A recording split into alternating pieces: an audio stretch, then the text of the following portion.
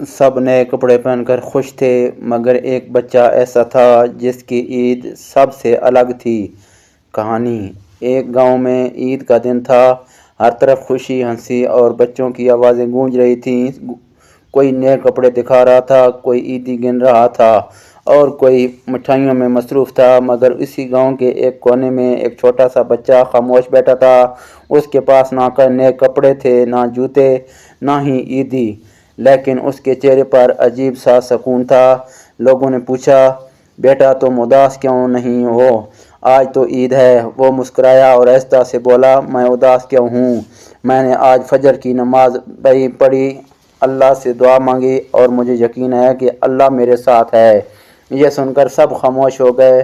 कुछ देर बाद एक अमीर आदमी वहाँ से गुजरा। उसने इस बच्चे को देखा और उसके करीब आकर पूछा, बेटा तुम्हें ईद पर क्या चाहिए?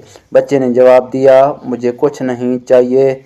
अगर आप वाकई कुछ देना चाहते हैं तो किसी ऐसे को दे दें जिसके पास मुझसे भी कम हो। यह सुनकर वो आदमी हैरान रह गया। उसकी आंखों में आंसू आ गए।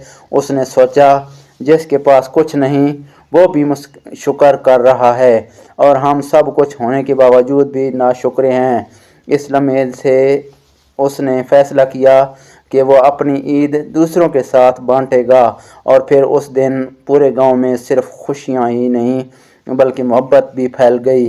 असल ईद नए कपड़ों या ईदी में नहीं, असल ईद दिल के सुकून, शुक्र और दूसरों के साथ खुशियां बांटने में है। अगर आप भी मानते हैं कि असल ईद दिल की होती है तो इस वीडियो को ज़रूर शेयर करें। अल्लाह हाफिज़।